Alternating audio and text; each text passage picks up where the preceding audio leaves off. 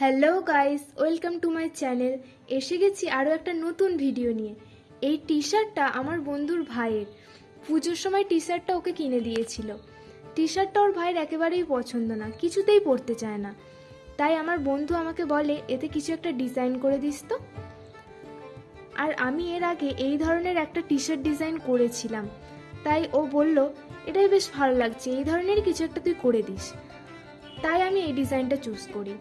শুধু ব্ল্যাকের ওপরেই কাজটা করেছি, আর কাজটা করতে আমার মোটামুটি প্রায় 2-2.5 ঘন্টার মতো টাইম লেগেছে। ভাইয়ের তো টি শার্টটা বেশ পছন্দ হয়েছে। তোমাদের কেমন লাগলো তাড়াতাড়ি কমেন্টে জানাও। আর ভিডিওটা প্লিজ স্কিপ করো না, লাস্ট পর্যন্ত দেখতে থাকো।